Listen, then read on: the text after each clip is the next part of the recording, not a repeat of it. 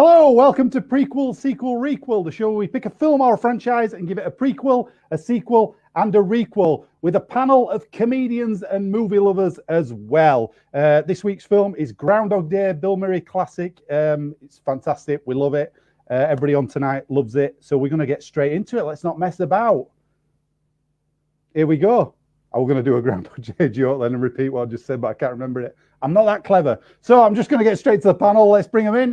First of all, he's here every week. It's your friend and mine. It's Eddie French. Hello, everyone. Hello, Chris. Hello. How are you? Yes, I'm good, thank you. I was just about to say the same stuff, but I thought time passed. You know where you leave that little gap, and I thought it's either too late now or I'm going to do it, and then I just went, no. I've always said, Chris, you are evidence that timing is king for comedy. Right. So you know what? The timing's gone. Better to just let it go.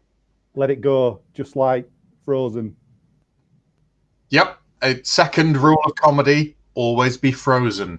Always reference a Disney classic. Always a modern classic of the modern age. How's I'm all right, Chris. How are you? I'm good. How's your week been? You all right? Oh, my week. Oh, it involved visits to hospital for people that aren't me. So, yeah, it's all right. Everyone's doing fine. But yeah, okay, good. Well, let's try and lighten the mood then with our next panel member. She's here every week. It's your friend and mine. She works at Lush. It's Natalie Smeaton. Are you all right today, Chris? I'm fine. Why, what's up? Are you all right, mate? I'm fine. It's a great. I loved watching this film again. I love it. It's such a. Do you remember the Planes and Automobiles episode where I went absolutely batshit crazy? Batshit crazy. Fell off my chair. It's like that. This film to me. It's an absolute classic. So I'll try and calm down though. You know, no, it's okay. It's you hold on to that passion. Hold on to it. All right. Okay. I will. How's your week been? Do you know what? I've had a lovely week. The shop's reopened not tomorrow, but the day after. So we're getting ready for it to get busy. But I've had a lovely week, a very nice day, and I got a kazoo today by accident. But I got a kazoo. I left it downstairs as well. How did you get a kazoo by accident? Well, we had a mini Christmas party for the people that were in the shop working with us because there's only 4 of us, and they had this play that tune pack, and it had kazoos in it. And then because we put them in our mouths, COVID, we got to keep them.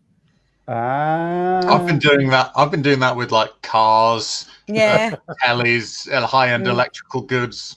Yeah, great idea.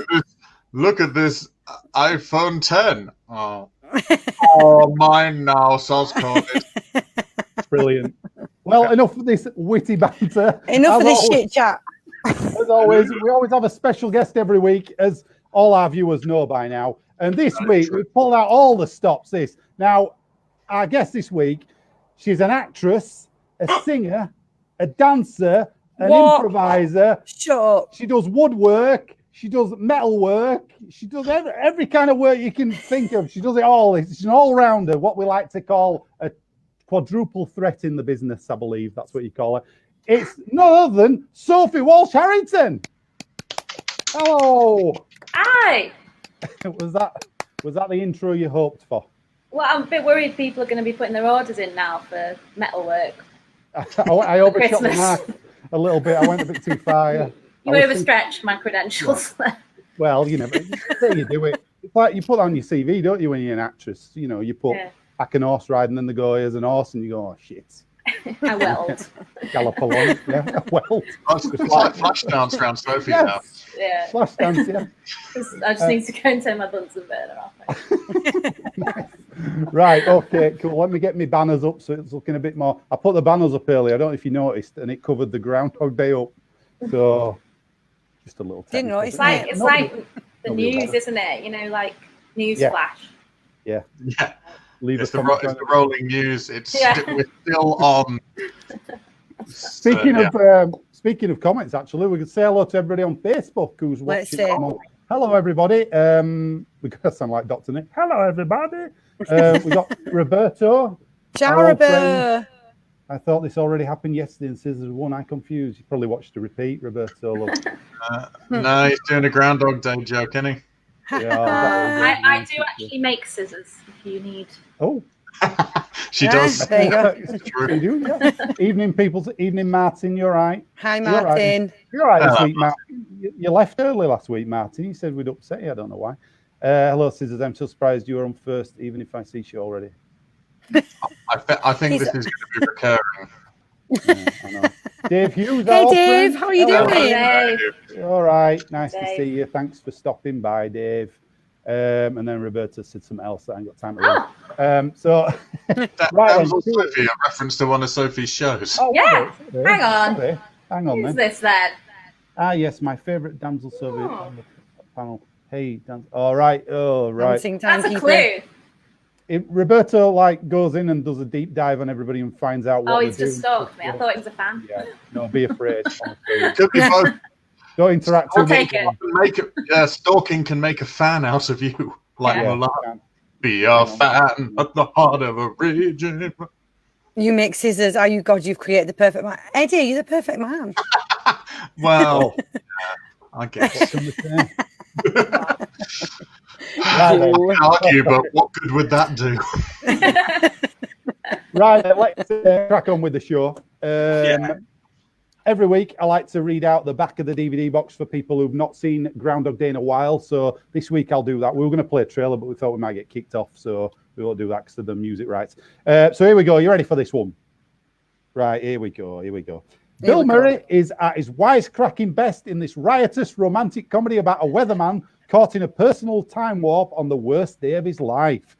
Teamed with a relentlessly cheerful producer, Andy McDowell, and a smart aleck cameraman, Chris Elliott, TV weatherman Phil Connors, Bill Murray, is sent to Pawnee, Pennsylvania to cover the annual Groundhog Day festivities. After a surprise blizzard traps him in small-town hell, things get even worse. Phil wakes the next morning to find it's Groundhog Day all over again and again and again. So there we go. Cheeky. That's a quick recap on the film if people watching haven't seen it in a while. Lots of good characters in this, lots of funny moments, good catchphrases, all that malarkey going on. So there should be a lot to play with tonight, I think, on this one. If you don't know how the show works, our panel here are going to come up with a prequel, a sequel, and a requel for Groundhog Day. We're going to take it one at a time, and then they get to grill the other participants with a question of their choice as well to try and put them on the spot about their movie. I think that's the most concise version I've ever explained. It is, isn't it? You did well there. I sounded like I knew what on about that. I know you did. It was succinct. It was articulate. I was very impressed. You don't sound drunk. Not this week. Just with power. Right then. So let's crack on. No messing tonight. Let's get straight on. Oh, the straight in. This evening we're going straight in. We're going to go with Eddie first of all for his prequel. Are you ready for this? Right. Yep. Now, I'm going to put you a minute on the clock. You can go a little bit over though. We'll give you a bit of leeway. Don't worry about that. Or under. Away you go. So it's set in the early to mid 1700s. The Shawnee settlement of Punxsutawney is prospering, and the tribe members are going about their business along the banks of the Mahoning Creek. One day, some white settlers, which are the worst kind of settlers, arrive and start being massive jerks. The main jerk is a man by the name of Elias Connor, and he spends his time making smart-ass comments about people when they're slightly too far away to hear properly, pulling funny faces, trying to say nice things to ladies but ending up becoming a bit creepy and giving them smallpox. So he is so shit at being all right that the tribe elders implore the spirits of their ancestors to curse any Connors between now and the end of time that set foot in Punxsutawney.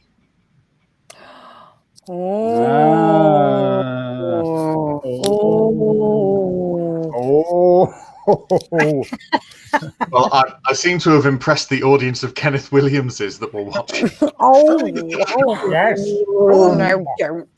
Oh, don't miss it. Right. Cool. Hey, we've got. And you know it. Gemma Wedgwood. Hello, Gemma. Oh my Gemma. God, an old blast from our past. How are you doing, Mibs? She can't talk to you now. What are you asking Hello, for that? Gemma. What do you think she's going to do? I don't know what I'm gonna do. You can comment again, but it's going to be a long conversation. Right then, okay, you got a question each. Okay. So Sophie and Nat, go for it, whatever you think. Right, I've got a question. Yep. Yeah. Right. Name three wisecracks that are used to woo the women of Tawny. Tawny.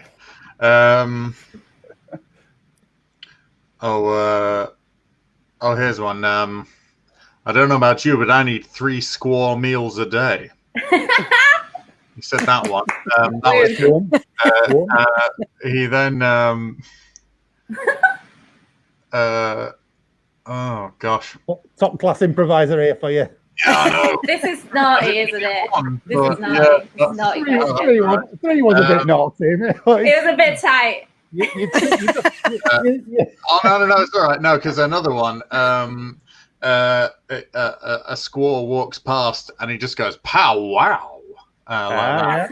Yeah, and they go, oh, that's good. See, I believe in Eddie. Yeah. Thank you. I just need that. And Chris has never believed in me. Which is why I come back every week, even though he treats me so badly. It's intermittent reinforcement. Yeah. Like gambling. It's almost like Stockholm syndrome now. Yeah. You know about this, so I'm like, oh God, no, these are real. These are actual symptoms of abuse. Anyway, that's what happens when you do a show for long enough. I mean, now you've stalled for so long. Have you thought of another one? No, I was having a realization. I was having an apostrophe. So you got an extra one in there. Yeah. I did, yeah. And I think,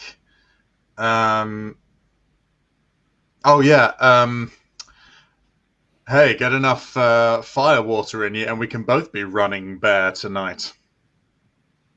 Yeah, the other two one's lost me. 2 out of 3, bad. That's too highbrow for me. It was all right. But it was good. Well done. Thank you very much. Very good. Two over Roberta's head, that one. As well.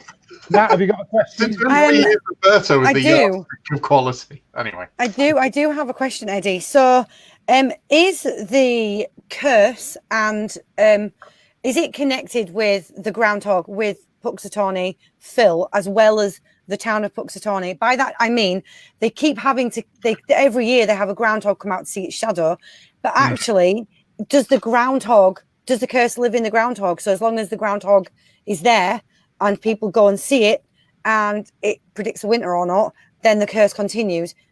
Or is it not?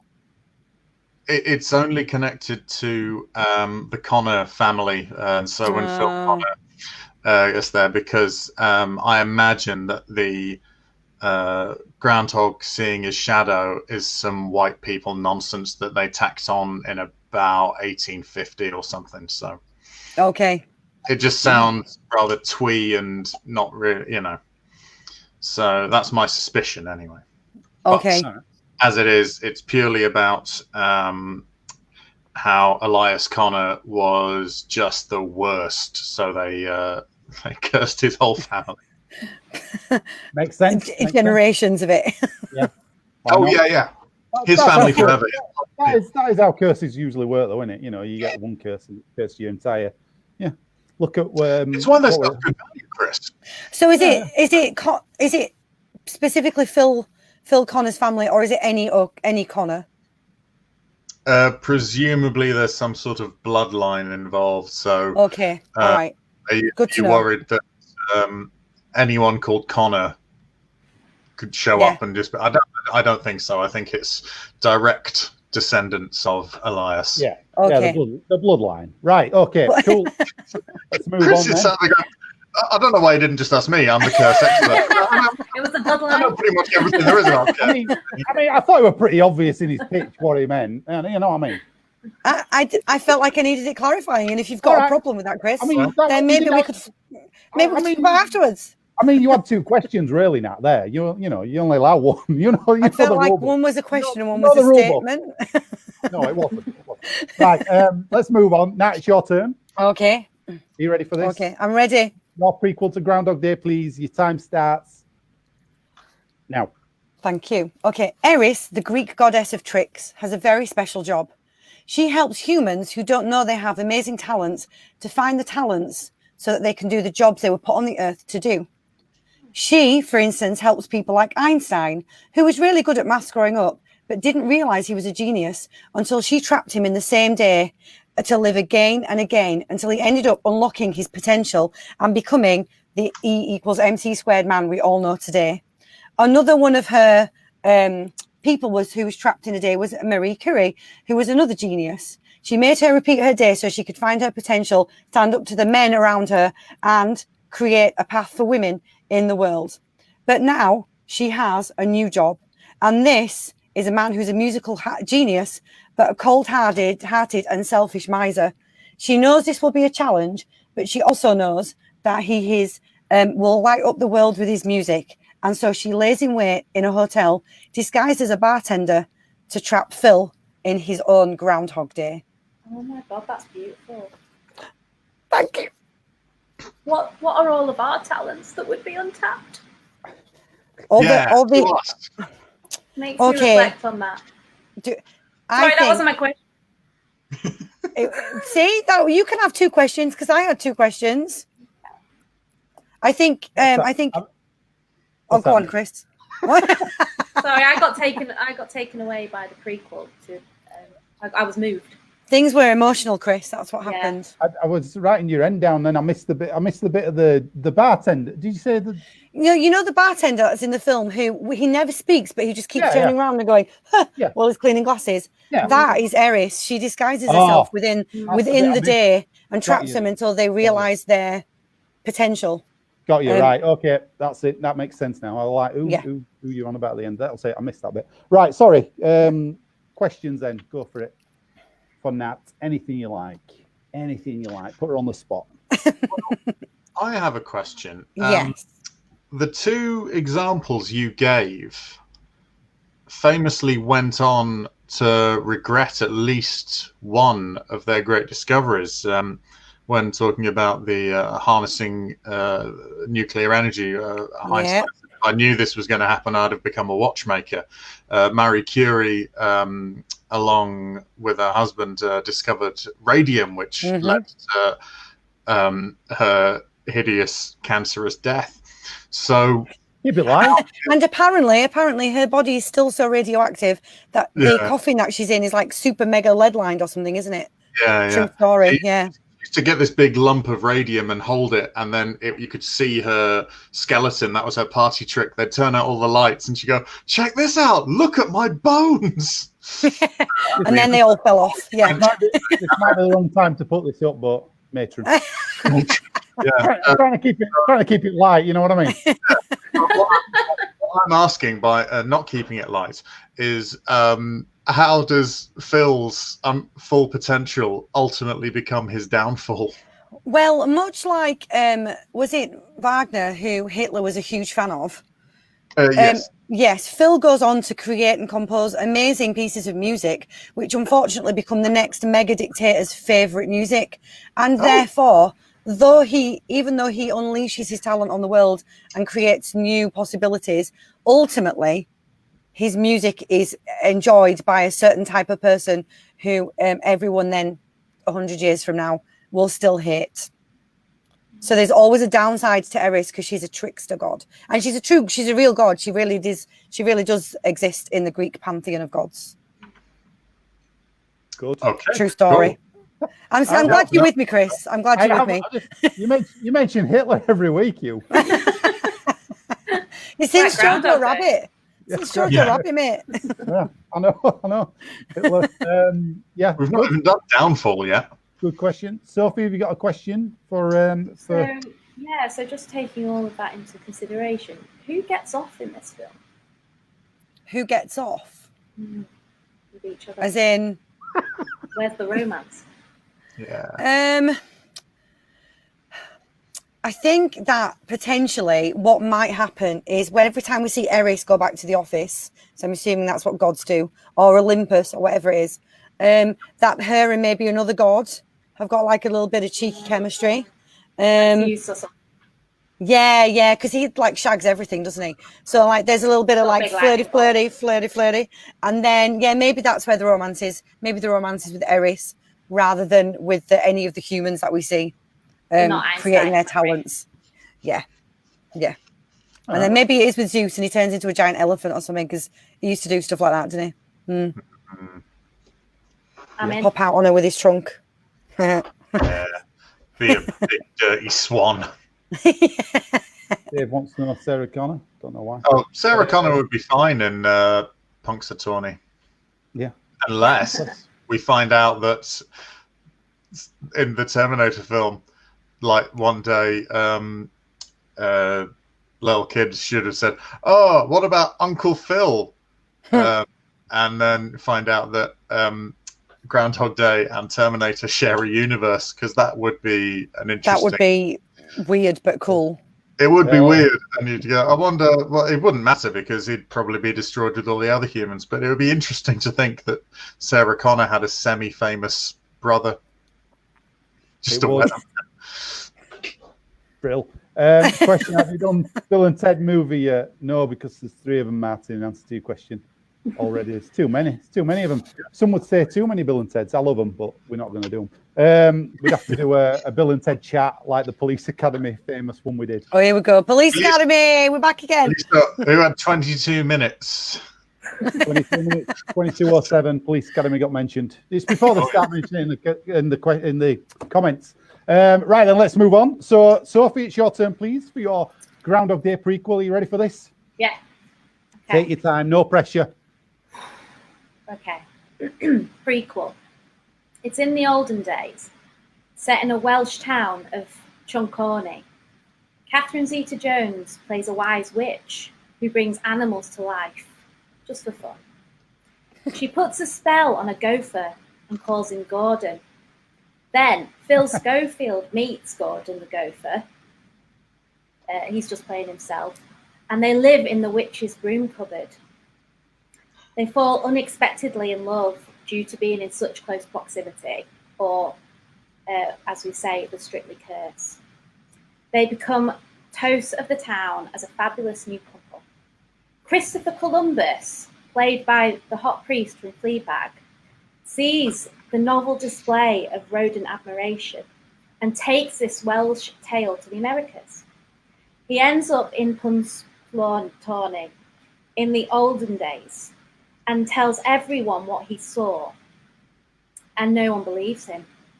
So he finds a groundhog, names it Phil after Phil Schofield, and asks the groundhog for its hand in marriage.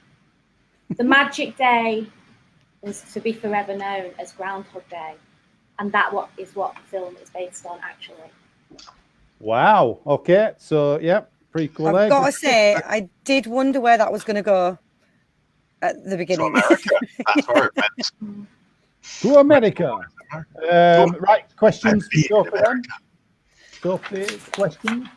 So, is this our Philip Schofield? And therefore Philip Schofield, we're assuming, is... Don't be greedy. Is he immortal? He's the world's Philip Schofield. Is he immortal? Or all right. So so have you ever seen him age? This is a good point, actually. Yeah, that's true. Okay, all right. That's all I needed to know, is whether it was a different Philip Schofield or as Eddie put it, the world's Philip Schofield. Yeah. Okay. All right. He's omnipotent and spans time zones. So if Gordon is as well, are they still together? Well, we never really know what happens after a film ends, do we? Oh, no. Yeah. We always just hope that they live happily But that ever is sort of the point of this show. Well, I mean, when films end, they end. That's true. Yeah, you're not wrong. Edward Julian French. Sorry. This is the prequels, Eddie. This is the prequels, Eddie. We might find that out later. I would say it is a deep love, but they probably had an open relationship, and and in the end, they did stay together because that's how strong their love was. That's amazing. after Philip had some time with, say, Ed the Duck and Otis the Aardvark and Yeah, I mean, these yeah, they were all around the same era. Come on, name 3, Eddie. I've just named 2. I don't know the other one. Hack of the Dog. Comedy in 3, sunshine. Sooty? Come on, do another one. Sooty, yeah, Sooty. Oh, it's always the quiet one. Orville. Orville, yeah. I know a horrible rumor about Orville. What? I would love to hear that rumor, Edward. Can you tell? Is he the puppet or the man? He is the puppet. The duck. Apparently, Keith Harris used to leave Orville upside down on a stool by the stage so that he could walk on, hand in, go on. And it was the Royal Variety Show one year, and rumor has it that Freddie Starr pinched Orville and did a shit in him. No. And so Keith Harris did the whole performance. Yeah. I mean, it might not be true. But the fact that we're sort of entertaining the idea tells us a lot. Tells us a lot about Freddie Starr. All right then. We got a question. Eddie, your turn to ask. That was my question. I was asking about the open relationship and with whom Otis the Aardvark and Ed the Duck. Should we both ask the question then? Yeah. All right. Yeah. Cool. Okay. Right then. As we know, it's time to vote. So if you're watching along on Facebook, you can vote now for your favourite one. I'm going to give you a quick recap on the ones you've just heard. I'm going to try to. As always, and then we'll do the voting. So vote as you hear them. Right. So prequels for Groundhog Day were Eddie's was I can't even read my writing tonight. What's going on here? Early to mid 1700s. Puxatawny. There's a tribe in Puxatawny. There's some white settlers, and I guess the head of the white settlers was a complete jerk called Elias Connor. Yes.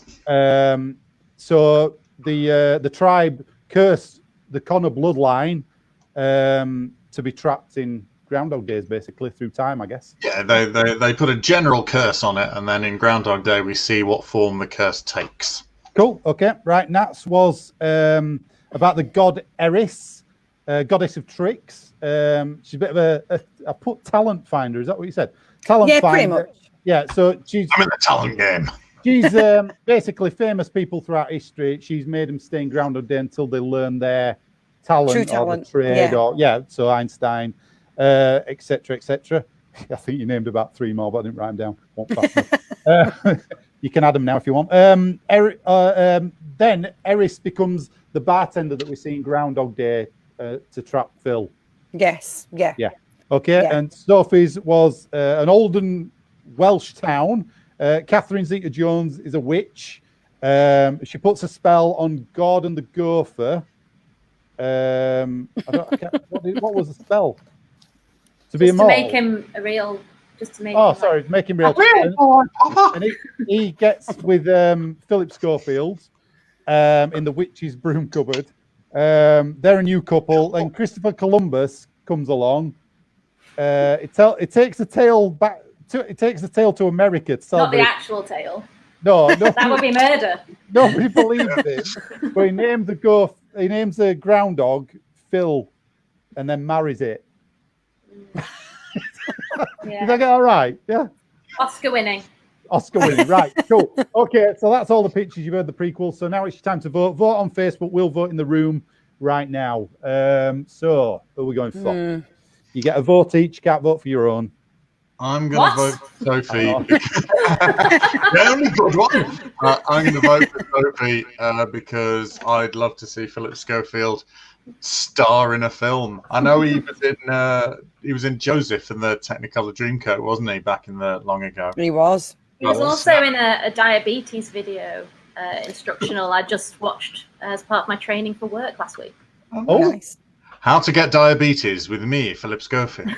We'll put his hand to anything, won't you, Phil? And God, I mean, he's doing a gin advert now, isn't he? I once saw him doing a live broadcast out in London. I went to see my friend Rich down in London, and he was stood at the Cutty Sark doing a live broadcast. And do you know what? He was a pro. Oh. I didn't interfere. I didn't go over and say, "Hi, Phil." I just watched him. And I thought, "There's a pro at work." There's not a skeleton in his closet, is there? Oh, I don't know. There's some in the broom cupboard, maybe. I don't know. Maybe, yeah. Did he kill Andy Peters? I mean, you know. Andy Peters should be starring in this film. I missed a trick there. Yeah, put Andy Peters in. Stick Andy Peters in. I'll vote for you. He needs more work. He does that. He's on that It's channel. sad. Andy Peters, he's one of the biggest producers there is now. What does that mean? What does that really mean? It means he's super wealthy. He's on that morning TV show, and they always go out to him, and he's like stood near a pool, and he gives a voucher away. That's all he does, and you go, "Give something better, do." Maybe it's his choice. Maybe he's just life. Producing money. Yeah. Giving away like massive checks to people in like Barnsley. Yeah. So is Andy Peters in your film? Yeah. Right, you got my vote. He plays the Yeah, I'm also gonna vote for Sophie because Philip Schofield, and I like the fact that I didn't know what was going to happen, and then you surprised me. Yeah, I liked it. So many twists. Cool. Okay, Sophie, just you to vote then. Now this is what I'm gonna. I loved Eddie's wisecracks. That was lovely, but I'm gonna go for Nat because it nearly moved me to tears. To be honest. Thank you very much. And I felt the message was of tis the season for that message. So, these are all the notes I made for that round. I just wrote Gordon the Goat. The effort didn't pay off, did it, Eddie? No. Is that a lesson to you children? No, not notes of mine. My notes. What did we learn, Eddie? That's what a round winner looks like. These are the notes. No, these are the notes. Eddie, go. Better get some aloe vera for that burn, Eddie. I feel like I've been we haven't followed up the other votes yet. Gemma's voting Oh no! for the Just there you go. posted my own petard there. Eddie's Sorry, Eddie. I love you. hang on. You might be eating your words here. Oh no! Look. Oh no! Eddie win because of his shirt. Come on. Yeah. Oh, hang on. You're all right. You're doing all right. Yes, Martin Cameron. Hey, there we go. Martin's put something about thingy up there. Police Academy. He always does. We didn't say you mentioned it, Martin. Don't worry. Roberto's Google Philip Schofield. He looked like boring Frank Spencer who speaks tiny. Tell you, if only he has a hair to throw on a British TV, who could copy him? If only he has an heir to throw. He's setting you up. He's setting you up for a Frank Spencer impression, Chris.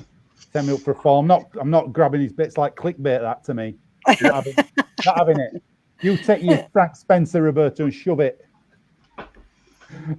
Big guy. Oh, bye, Gemma. Nice. That's nice. Thank you, Gemma. Right then, cool. Okay, so let's have a look. Sophie, you've won the round. Yes. Here's for you, Phil. I feel like it wasn't me who won the round. I feel like it was Philip Schofield who won the round. Phil, he won it. You're right. And he'll know as well. He'll know because he knows everything. He's here right now. I feel the spirit.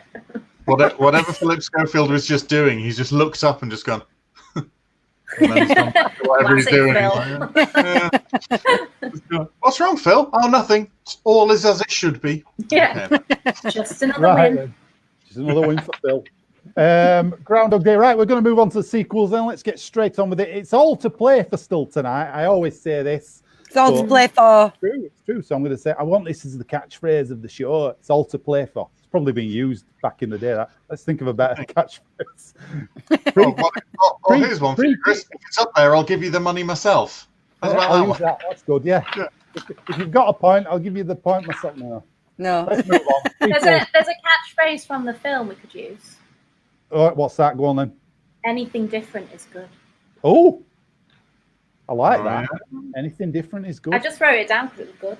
Good that, yeah. Anything different is good. Tried it. There you go. Wait. I was going to go for something like pre-kit. Are you going to do it with the arms though? They were good arms. Pre-kit, re-kit. No. What do you say? Look out for the first prequel. It's a doozy. Maybe I'll work on that elsewhere, not on the show. Right then, so sequels. We're going to start with Nat this time. I'm going to switch it up. Okay. Go in a different order. Are you ready for this, Nat? I'm ready. Your sequel. Go for it. Okay. Mrs. Lancaster's guest house is about to have two very special guests. Phil and Rita are coming back to celebrate their 10th anniversary. Even though they moved to Puxatawny for a while, they then moved on to LA because Rita became a big-time producer, just like she always dreamed she would. The trouble is, she has decided that she doesn't love Phil anymore.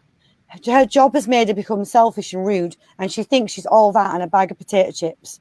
So the night they get there to the B&B to celebrate, she tells him she's leaving him.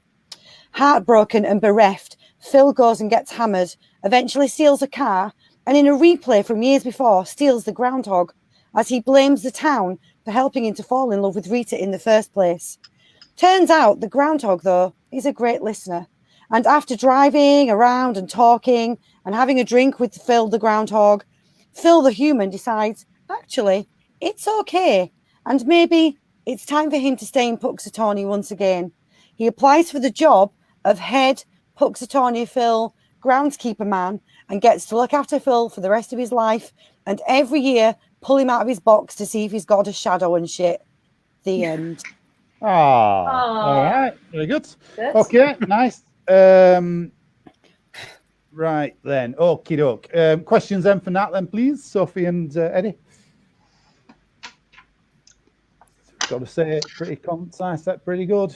Yeah, no, it doesn't leave much. There aren't any holes. loose ends. No. Oh, the loose ends. You got to dig deep. Yeah. What about what happened to the other jolly gopher Groundhog men? man. Yeah, men who were happy and like oh, today we will do the gopher. Oh, the guy who's in Requel. Yeah, and their little waistcoats and yeah, the Noah town criers. Brian Doyle, those guys. You know that's Phil Murray's brother, Brian Doyle Murray.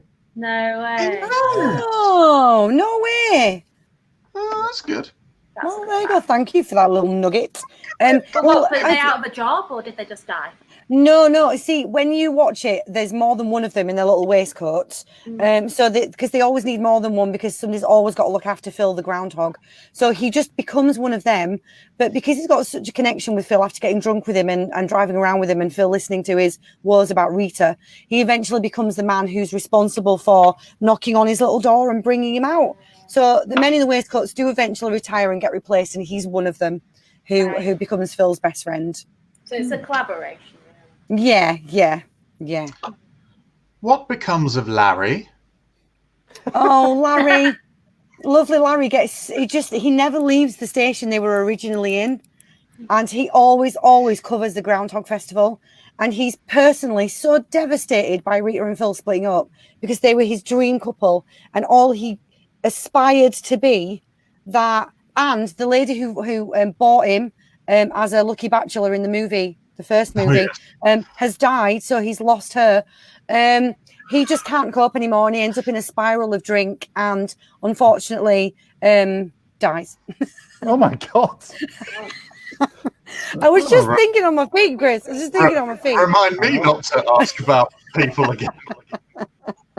Okay, well, that's the question. Fine. Yeah. All the other characters are dead. Yeah. That's the easiest way out, isn't it? What about that guy who was in the film? I really enjoyed dead. I think everyone else has to be dead. Otherwise, Phil has got no reason to become friends with a groundhog. You could just go and talk to Larry if he were alive, but he's not. But the groundhog's like a particularly good listener. Yeah, he's a very good listener. Yeah, he's renowned. He wasn't going to go and talk to the life insurance salesman because, come on, even when he was doing his Ebenezer Scrooge, everything is wonderful. There was no need to be nice to him. He was a pillar. Yeah, and you know what? His piano teacher's retired. Yeah, the psychiatrist has moved to a different town. Yeah. Mrs. Lancaster at the B&B, she's no longer there. She was already golden in her years, 10 years before. So Phil was Harold Ramis, the doctor who took the X-rays of his head. That was a nice little. He's now just a consultant, so he only works one day a week. And no one in Punxsutawney ever procreates because it's just not the thing to do. It's uncouth. What So if the groundhog heard about it? They'd have to explain things to the groundhog. He'd lose his innocence. It would be awful. It would always be winter, but never Christmas. And all the women can't trust men because of what Bill Murray did to all of their sidekicks. Yeah. We've got a comment. Martin, damn, was that sequel of Groundhog Donnie Dark? I know, Martin. You know what? We try and keep it light. In an alarming way. Right then, cool. Okay, you've both had your questions then for now, haven't you? Then. Cool. Okay, we're going to move on. Sophie, it's your turn for your sequel. Okay. Are you ready? Are you ready for this? Yes. Away you go. All right. Sequel. Mrs. Lancaster, the kindly B&B owner, launches into a torrid affair with Ned Ryerson, a.k.a. Beetlenose, a.k.a. Needlehead. Mrs. Lancaster used to have a cabaret act in the vaudeville where she played the honky-tonk with her feet. Ned's gift of using his belly button to entertain meant that they could join forces and turn the B&B into a circus fringe review. Rita and Phil's 10 French-speaking children all do a family act in the style of the Von Trapps and Hanson. Sadly, Mrs. Lancaster, now in her 90s, slips on an icy puddle, which was never repaired, and breaks a hip. Ned is forced to make a decision who will take her place in the 1994 finals of Pittsburgh Has Talent. He ends up training a squirrel he met at the Gopher Rave to be his cabaret partner, and they fall in love. Win the competition in a standoff with the piano teacher who taught Phil how to play grade 8 in 3 days. Ned and Sid the squirrel win the competition, and Mrs. Lancaster accepts the squirrel. And then they all live together forever. Nice. Okay. Cool. Right then. I think I've got all that down. I got all that down. I don't know why I'd forgotten I'd done like furry animal love in both of them. I don't know why. Yeah, that was something I was noticing. Whatever works. If it's in the last one, we'll be like.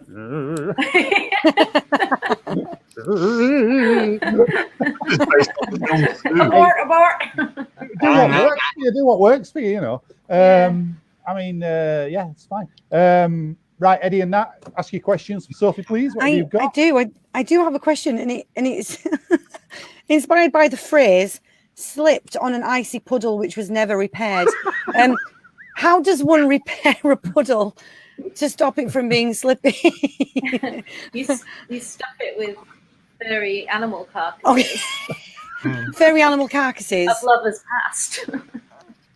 This is getting more and more disturbing, isn't it? Okay, that's all I need to know. Yeah. Sorry. Okay, thank you. That's brilliant. Mine is a question of style.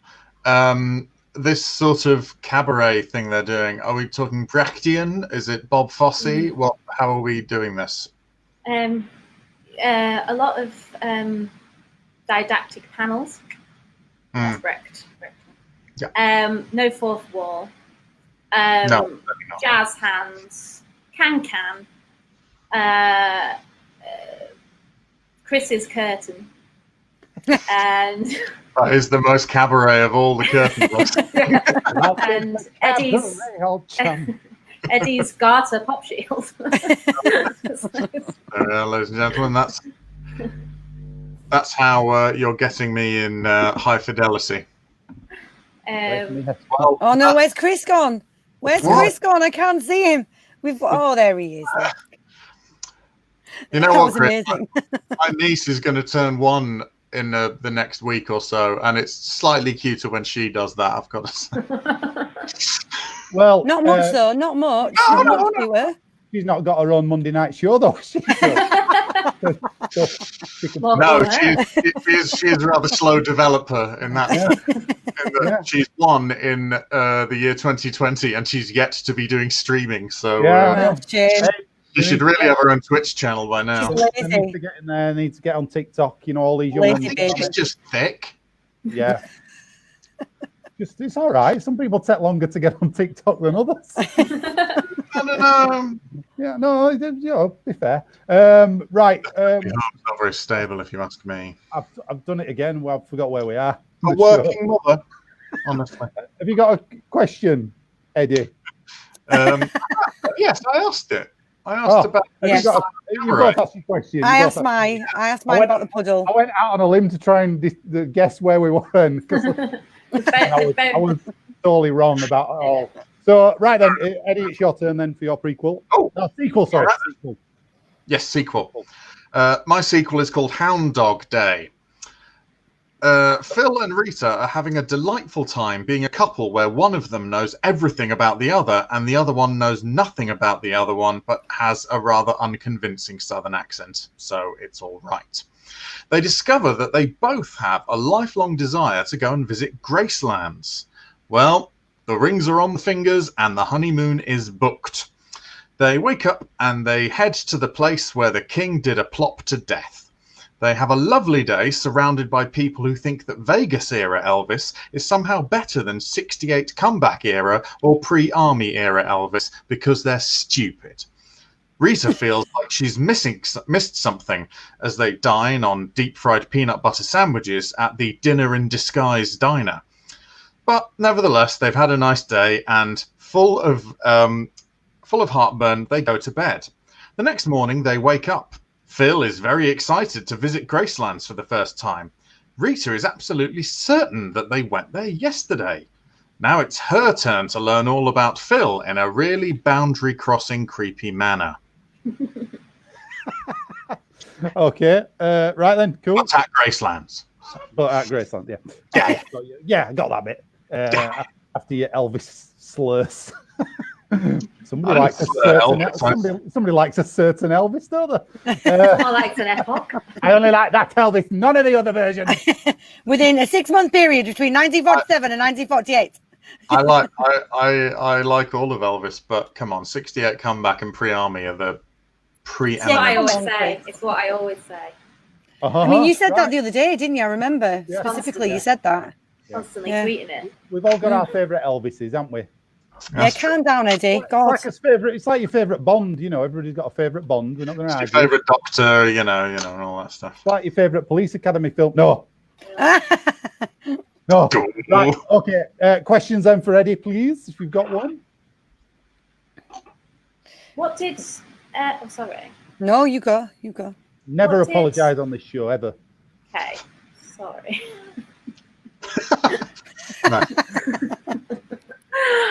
What did the person shout on their plot to death? Is that what you said? It was the king. That was where he plopped himself to death. Oh, so, I thought he. Oh no! I've not had a vegetable in the last 20 years. Oh. I think you might cut out then. What?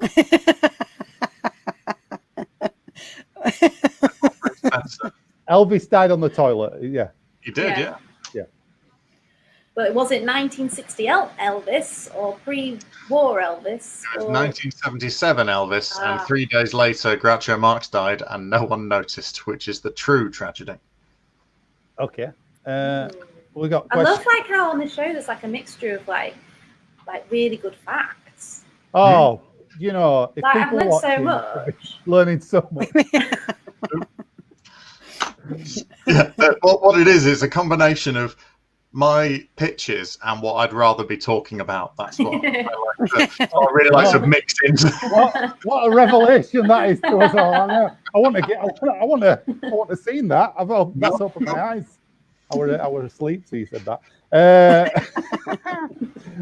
Roberto said for some reason my favourite doctor is Doctor. Yeah, and we've all had a toenail problem, Roberto. Yeah, Roberto.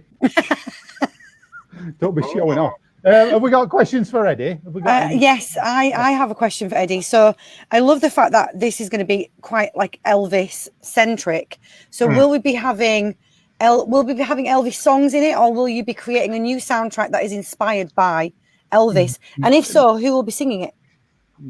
I would like the soundtrack to be like Lilo and Stitch, where it is mainly just Elvis songs. Okay. Because also something I noticed about the soundtrack to the film Groundhog Day, the song that starts it and ends it sounds really, really Hawaiian in a really strange way, and I don't know why, because it's set right at the other end of the country from Hawaii. So, but yeah, so maybe that put me in the mind of it. But yeah, it's going to be because there's going to be lots of sort of live performances because they're going to be walking around Gracelands, and there's going to people dress up as their favorite era, correct or incorrect, of Elvis, and they do their singing and all that kind of stuff. So, so there's going to be a combination of performed music in the film, and there will be also a sort of a score, and they're going to blend together. Amazing. So that you never quite know which is which they can hear and which they can't. Give it a certain dreamlike quality. Perfect. Love it. Very good. Okay.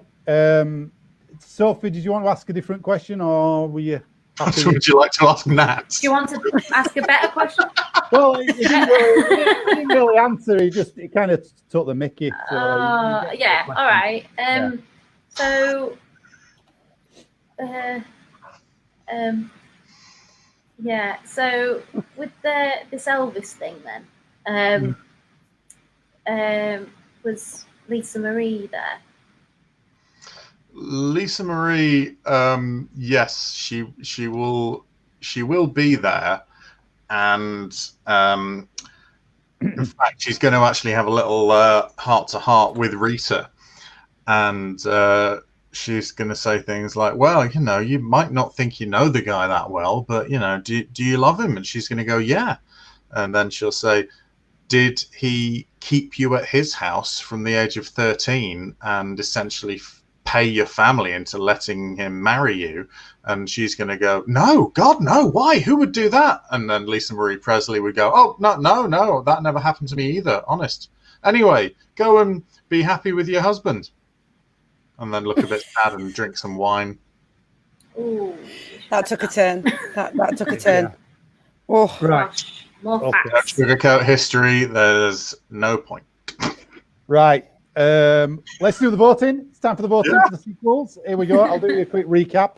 The sequels, Nat's, first of all, was Mrs. Lancaster. She's still running the bed and breakfast. It's Phil and Rita's 10th anniversary. Hang on. They moved away from Puxatawny, but she wanted to be. She was an LA producer, but then they're back. She decides she don't love Phil anymore, so she leaves him, basically. And Phil decides to go drinking. Then he steals a car and the groundhog, and he has a heart-to-heart with the groundhog to start talking to it. And then he decides to stay in Puxatawny and get the job as head's groundskeeper, so he can do the groundhog ceremony every year. That's it, yeah. That's it. Sophie's was Mrs. Lancaster again. She has an affair with Ned.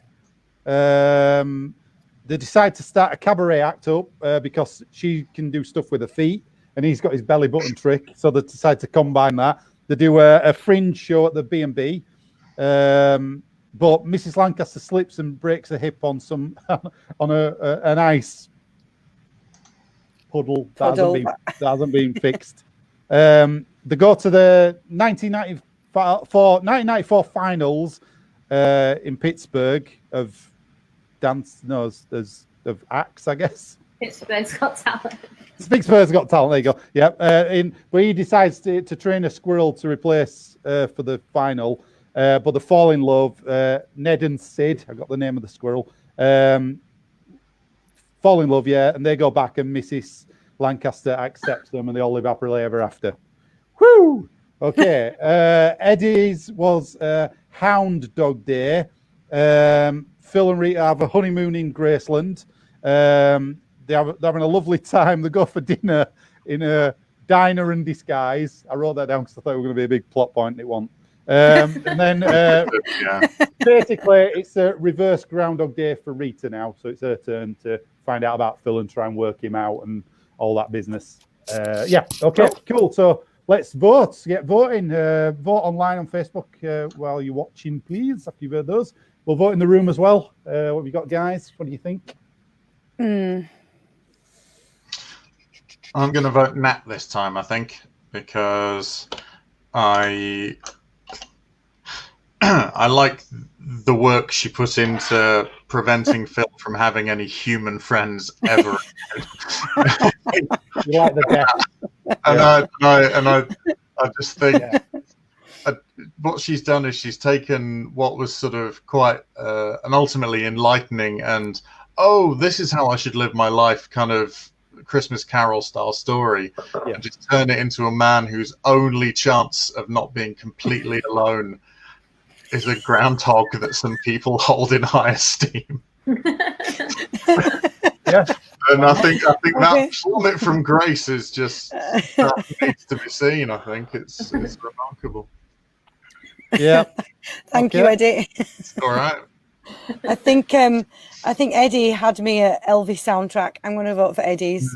I like the sound of the soundtrack, and I like how passionate he was about his very specific era of Elvis. Right.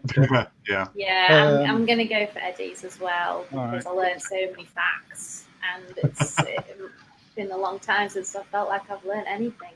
Apart from Phil Schofield's diabetes. When we get to releasing the Blu-ray of it, we'll have a little pop-up video. We'll just have little facts pop up on the screen, like a director's commentary or subtitles. It'll be good. If anybody, there is on Groundhog Day on the, I guess it's on the DVD as well. There's a commentary with Harold Ramis, and it's great. It's really good. Who's Harold Ramis? The director. Is it? Yeah. Egon. Ghostbusters. Yeah. He was in it as the doctor, wasn't he? Yeah. Yeah. Cameo, wasn't it? Yeah. I'm going to vote for Eddie's. Decided because I like the idea of reversing it round on her. That's what got me. So you see it from her point of view, and she's trying to get the info about him. Although they probably know each other by then. No, I'll give you the vote. Go on. If it was the day after, maybe you know what I mean. I don't think we ought to let logic get in the way of Groundhog Day. All right. In the original script, it was a curse, by the way. Yes, I remember you saying. Yeah. There's a big section where they explain that it's a curse from his ex-girlfriend who put it on him. Well, there you go. But they managed to keep it to about 1 hour 40. This film, which is a respectable length of time for a comedy. If they'd have added in that 20-minute subplot, it would have been agony. Yeah. Right. Let's have a look at the votes online. Let's see what we got. Martin, vote for Dark Knight. Thank you, Martin. I appreciate that. Dark Phoenix. Hang on a minute, Roberta. She's taking Happy Story into Sad Dark Story and it's Fall from Grace. Yes, Roberto. Thank you, Roberto. I appreciate that. Thank you very much. Wait a minute then. We need another vote here because Eddie and Nat are neck and neck now. Is anybody else voting? Is anybody else voting? No, there's 3. Who's not voted? Come on. Is it Hughes? Is it Dave? Come on, Dave. Put us out of his misery. Dave's long gone. He's gone back to his channel. Yeah. Gone back to Mooch. Oh, right. I'm going to have to call it. I'm going to end the voting if there's nobody else. 5, 4, 3, 2, 1. It's all over. Right, Eddie and Nat, then you've both won that round together. I tip my cap to you, Edward. Tip my cap. It's ultimate to play for. It is ultimate to play for. Ultimate to play for. You know that famous line. I did that thing where I didn't think about what I was going to say.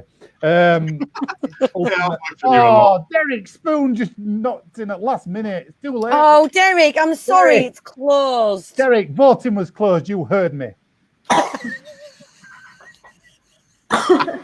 Coming in at last. You're over the... Sorry, Derek. Sorry. We also believe... I have a theory that Derek is Roberto as well. They're all Roberto. Everybody's Roberto. We're Roberto. Aren't we all a little bit Roberto, guys? Yeah. I like the fact that Derek essentially, after Chris had said, right, now it's a long drive. Has everyone had a wee? Yeah. And everyone's gone, yes. And Chris has gone, right. He's turned the key in the ignition, pulled out the drive, and Derek has said, I need a wee.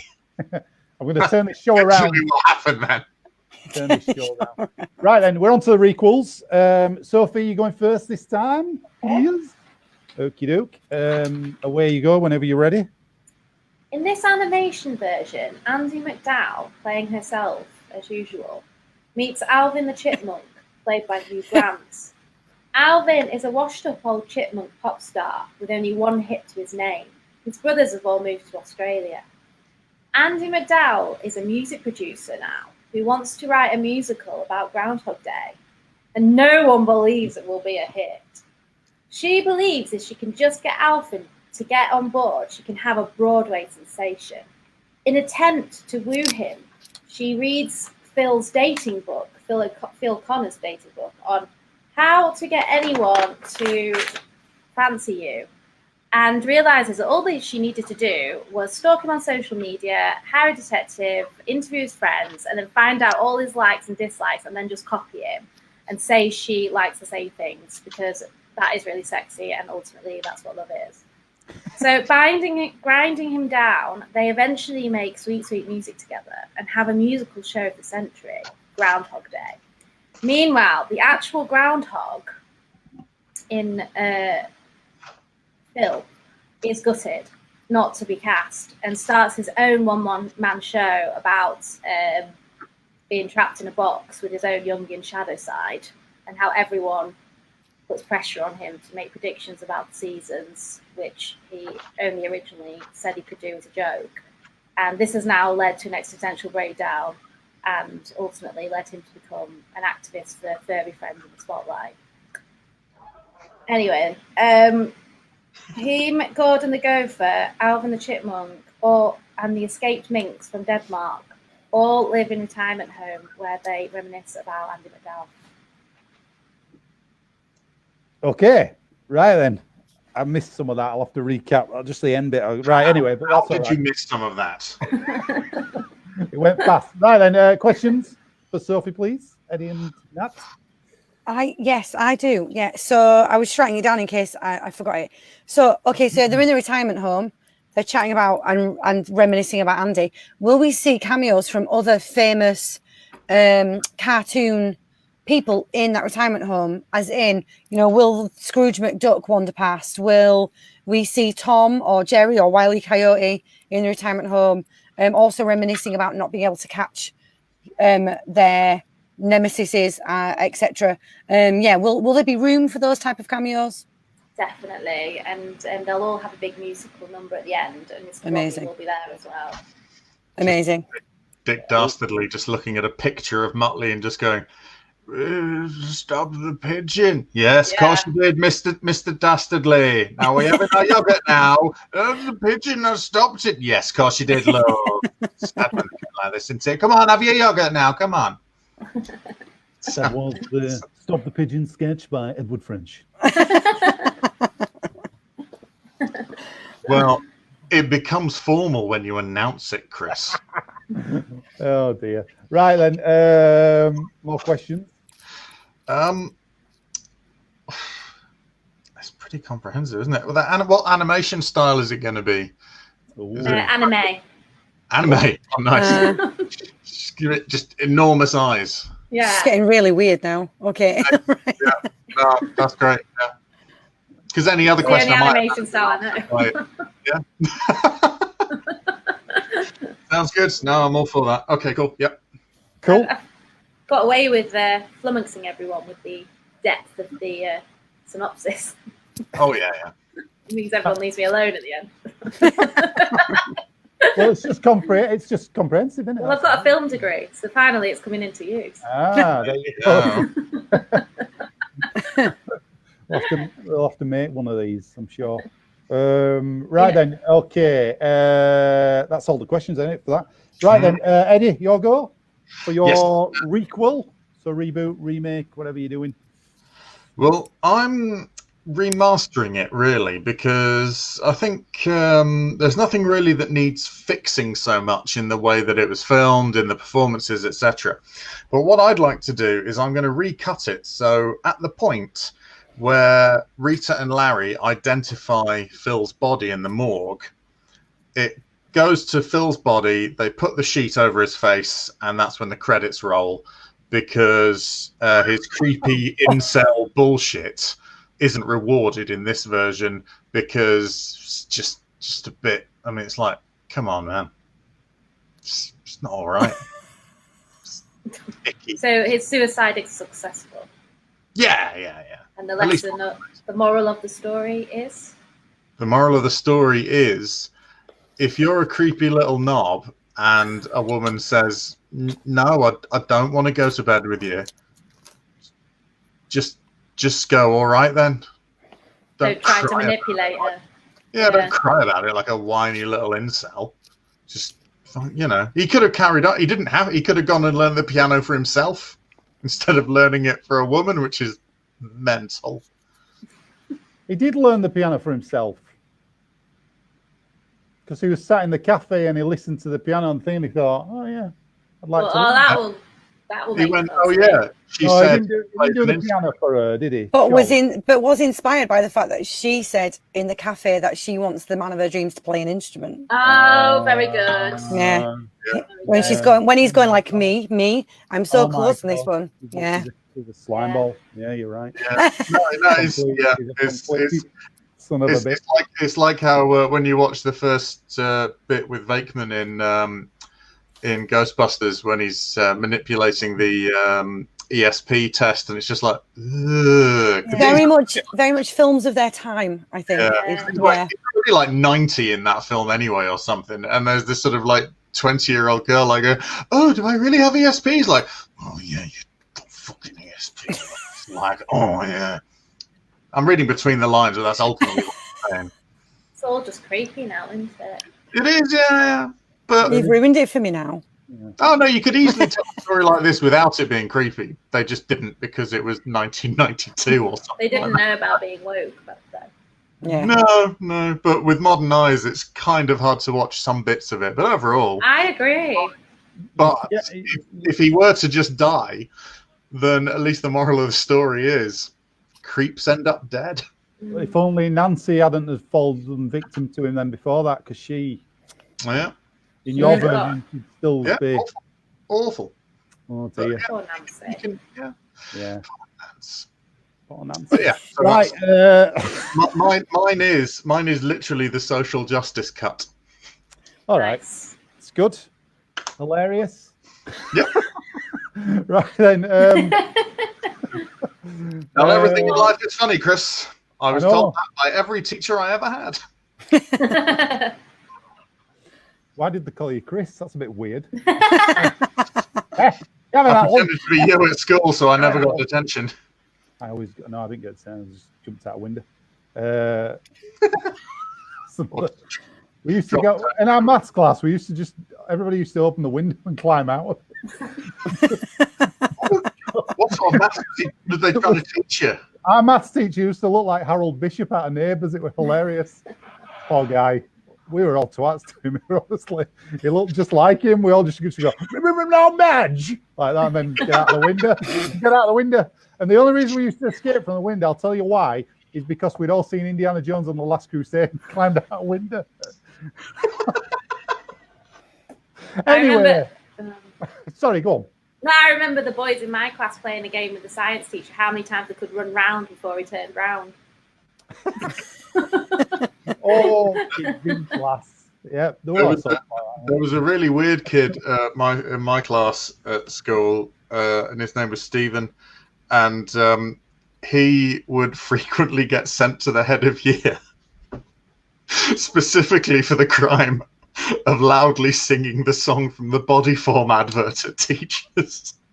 What was the song? She used to go, whoa, body form for you. He just point right in the face. It was insane, but that was like write him a note and go to the head of year. Stephen was singing the Body Form song again. I don't know what happened to him, but I bet he's in prison. He got a recording contract. Yeah. Oh, I hope so, because right. that wasn't brilliant. But let's crack on. Right then, so we should be on to Nat's Requel. Yep. Right? Yep. Right, cool. Away you go whenever you're ready. Okay, so I love this film, but I've decided I'm going to recast the whole thing with the Carry On cast. So it's going to be set in the UK, not in the US, and it's not going to be Puxatawny Phil. It's going to be Benny the Barnsley Beaver, and this is who I'm casting from. So Phil, Bill Murray's part will be Jim Dale. and Rita obviously will be Barbara Windsor, and then Larry is going to be Sid James. Ned Ryerson is going to be Kenneth Williams. Mrs. Lancaster will be Hattie Jakes. Nancy will be Joan Sims. And then Doris, the waitress, will be Patsy Rowlands. And Buster, the Puxatawny man, who chokes that guy who gets put there, he's going to be Terry Scott.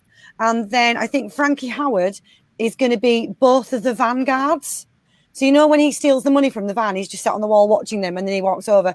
I want Frankie Howard to play both of those parts, just in a slightly different hat, and one of them's got a mustache. Yeah, so that's what I want. That's what I want for my reboot. You son of a bitch. Play the carry-on card. Go on, ask your question. Ask your question. May I suggest a change to that? Okay, what would you suggest? I would like to replace a Frankie Howard with I've forgotten his name. Oh, hello.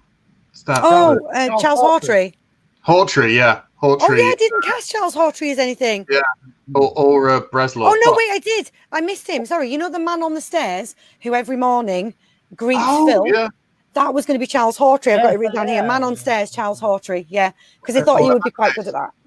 Yeah, in that case, can I replace a Howard with a Bernard Breslau who, for no reason, is browned up? Okay. Because he was in most of them. For no reason, Bernard Breslau just browned up. Oh. Because, you know. I don't think... he doesn't have to be browned up. Yeah, no, I will replace him with him, but I'm not going to brown him up. Fair enough. I think he did compromise. I think he did it in 3 films. Yeah, you're right. Fair enough. Yeah. But all day I've been thinking, I can't get out of my head what the Frankie Howard guard scene would be like. Like I need to see that. Yeah, dropping the quarters and yeah. Oh yeah. All right. Yeah. Yeah. Well, especially if you get like a proper sort going up, going. Oh, could you? Oh, I need help with my tuppence. What's that, dear?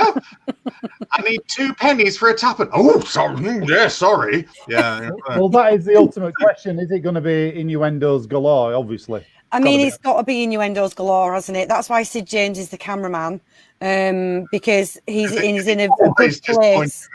Pointing the camera at knockers. Yeah. You're right with Jim Dale as the Phil Connors. He's got to be, isn't he? Yeah. And I think it would be quite fun then to see Sid James and Barbara Windsor's relationship if actually it's Jim Dale and Barbara Windsor who in the end get together. But like the Sid James Barbara Windsor thing, because they get on quite well in the film, the original film, does Larry and Rita. So yeah, I thought that would be quite nice because they could still have that little thing that they have and maybe a prima donna. I like her bras popping out, all of that stuff. Yeah, and there's lots of jokes about the snow and nipples, like chapel hat pegs and things. And I thought like Kenneth Williams as Ned Ryerson would be quite funny because that's just a really nice. Every time Ned Ryerson appears, I love him. I think he's great. Right. Yeah, cool. So that's my reboot. All right. Sophie, have you got a question? So, what's the soundtrack to this British romp? Well. We called the beaver Benny the Barnsley Beaver rather than it being Puxatawny Phil because I wanted to tip my hat a little bit to Benny Hill. So I would like it to be that sort of awful 1960s and 70s like British seaside soundtrack. Do you know what I mean? Like that type of. I want there to be like organs and.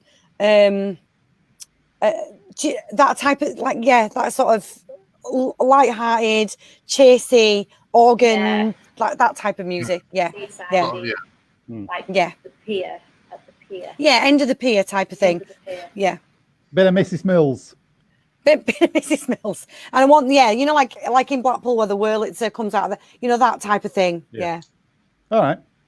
Cool. Okay. Well, I think is that the lot? That's it, isn't it? Right. Okay. It's time to vote then for the requels. So vote on Facebook as well, and we'll vote in the room. Just give you a quick recap. Requels and Sophie's was animation, anime style, about Andy McDowell playing herself, I think. And Alvin the Chipmunk won it. Yeah. Yeah. Right. So his brothers have moved away. Alvin's brothers have buggered off. They've become famous and he aren't. Andy's a big music producer. So she wants to make Groundhog Day the musical. It's actually a musical, guys. Oh, yeah. I know. Yeah. Can I just... Yeah, it's brilliant. Have you... I've got the... I'd love to watch it. Can you send that over? I've got the soundtrack. I'll send you a copy. Thanks, knock off, Nigel. I found it on YouTube. Woo-hoo! It's amazing. It's brilliant. Really? Yeah. Oh, yeah. Sorry, anyway. Fantastic. Yeah. I've got a soundtrack as well if you want that. I bought that, though. Mars Price, cracked ice, miles and miles of carpet, TVs. Let's do this. Right, there we go. Right, Andy McDowell's music producer. She wants to make Groundhog Day a musical. She reads Phil's dating book, which tells you how to, do his stuff, what he did in the film. And then she makes sweet music. I've put with Alvin. The actual groundhog wasn't cast in the musical, so he gets really sad, and he does his own one-man musical about his turmoil and his life, about casting shadows and all that. Bit dark. And then he has a breakdown and becomes an activist. And then he ends up in a retirement home. Mad, isn't it? Yeah, with a load of other cartoon characters. Yeah. Okay. I think I got away with that. Eddie's was a remaster. He's going to recut it. Basically, the bit where Bill Murray dies and he's in the morgue, Rita and Larry look and check the body and go, yeah, it's him. It's just going to end there. Roll credits. He's just died. Was that the bit after he'd gone over the? Is that the bit after he'd gone over in the canyon in the? Yeah, because most. No, I thought it was when he fell out of the church tower. When he jumped out of the church tower. Yeah, it'd been exploded, wouldn't it? Because there was a few, because like he dumps the toaster in the bath, and he just wakes straight up. And he steps in front of that truck. Yeah, he steps in front of the truck and again just wakes straight up. But for whatever reason, one of them, it lasts long enough for him to be identified, and then he wakes up, but not in my cut. All right, and Nat's Requel was she's going to recast it with the Carry On cast, all the parts. I didn't write them down; it went too fast. But you've got Jim Dale as Phil. You've got Sid James, Barbara as the Windsor, Barbara Windsor as Rita. They're the main ones, and then everybody else filled out from the Carry On cast as we go. Lovely. Right then, let's vote. I am going to vote for Nat because I really like a well-executed carry-on casting. It's really, really fun to cast stuff with carry-on because they all play this roughly the same character in every single film. So it's fun to find the archetypes and put them in, and I think it was done very well. Thank you. Yeah, that's all right. And if you proper want to have a nice time, then you could also include maybe Phil Silvers as the Doctor, who shows him, because Phil Silvers was in a couple of them, and like as a special American guest. It was in one of them, but it doesn't matter. For you, Eddie, we'll do that. We'll do that for you. Yeah. James wasn't available, so they got him in to try and appeal to the American market, and it didn't work. No. Anyway, but yeah, I'm going to vote for Nats as well, because obviously I'm going to you played the carry-on card, and you picked the right people to be in. If you hadn't picked Jim Dale as Phil, I might have gone, you don't know your carry-ons, but solid leading man, you need him in there. Oh, yeah, absolutely. We'll have it. Thank you. We'll have it. Yeah, I'm going to go for Nat as well, because I think we could all use a laugh. Yes. Thank you very much. I'm really stuck, but I think ultimately, because of the I'm going to stick with it I think it's because of the retirement home at the end, which I thought was a really lovely moment. I'm going to go for Sophie. All right, lovely. Yeah. Nice. Right, let's have a look at votes online. We've got. I will just point out that I came out with the woke version, and then Nat went, let's make it even less woke by putting carry on it. And I went, that one, please, yeah, thanks. So, yeah, I'm well aware of that now. Thank you, Martin. Oh, Roberto's piped in with something. I think Man on Stage should be Frank Spencer. That would reel in Italiano audience. All right, Roberto, yeah. We could put Frank Spencer in it for you, Roberto. If Dark Cat as Man on Stage, Frank Spencer, I voted for her. Carry on stuff, Roberto, carry on. I'm going to have to keep Charles Hawtrey, so I am going to have to forego that vote, but maybe we could find another part in it for Frank Spencer. Martin just wants to go watch a Carry On movie. You can soon, Martin. Don't worry. Yeah, you do that, we all Martin. do now. We all want to go watch a Carry On film, Martin. Don't worry. If only we could do a Carry On episode, but it's just not meant to be, is it? What? Derek, are you voting? He wasn't at uni, was he? Just for the record, Body Shop guy most certainly was not me. What? Oh, they're all talking amongst themselves. Derek's piped up. Oh, that was me talking about the boy I went to school with who sang the Body Form song. Oh, yeah. Oh, well. Well, at the end of the round anyway, I don't think there's any more votes. Sorry. Nat, you've won that round as well. Thank you very much. Well done. So, thank you. I mean, obviously that means that I'm just trying to get my banners sorted. Sorry. I've done it. Dead air. Sorry. You said I've done it, but I want to show what you're trying to do, so I couldn't help you. I'll just try to put the banner back up. Right then. So, Nat, I believe you've won tonight's full show then, because if you've won the middle round with a joint tie with Eddie, that means you've actually. Are my calculations correct here? Yeah. Thank you very much. Give myself a puzzle here, because it's the first one I've won in ages, actually. Does a joint win count as you winning the round, though? It doesn't, does it, really? Because it's a joint win. So I think we've done it that way before.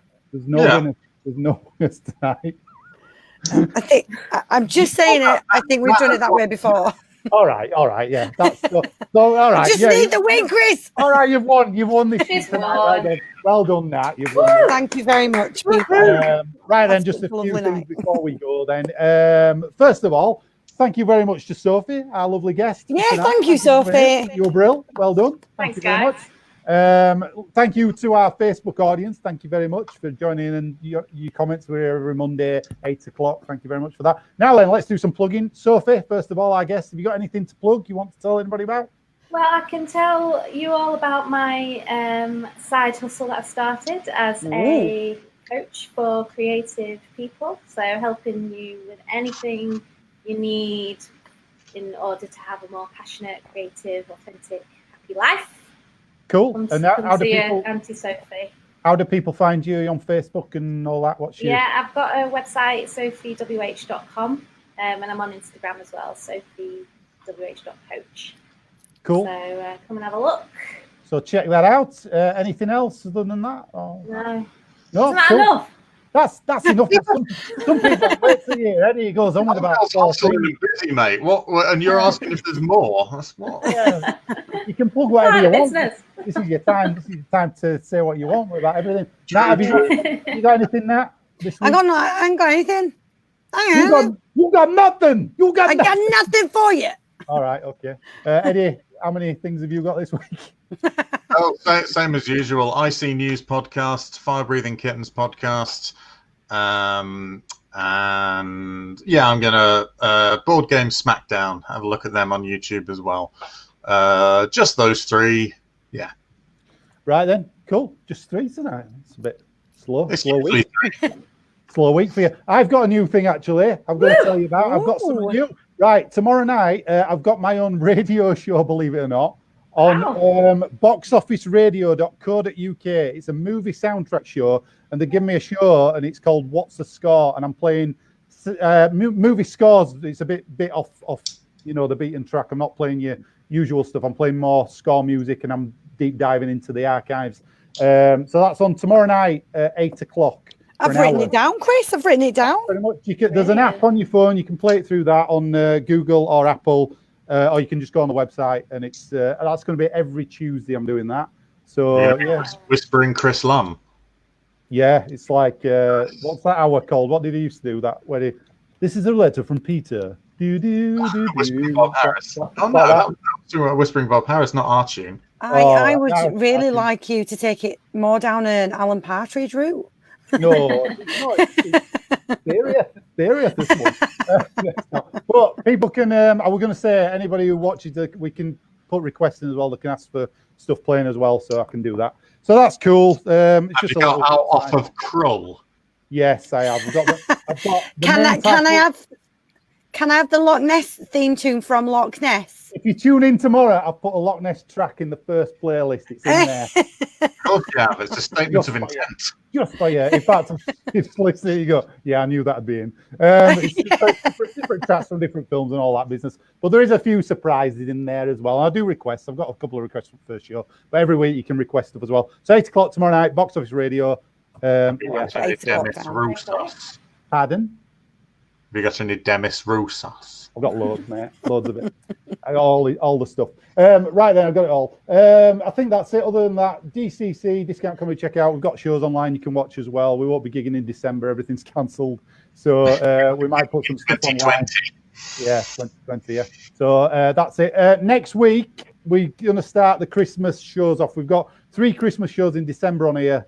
We're going to do 3 different Christmas movies with guests on as well, so look out for that. Next week's film, I believe, is going to be Love Actually. I think. Ooh. Don't quote me on that, though. It might not be. It might be one of them. We'll see, yeah.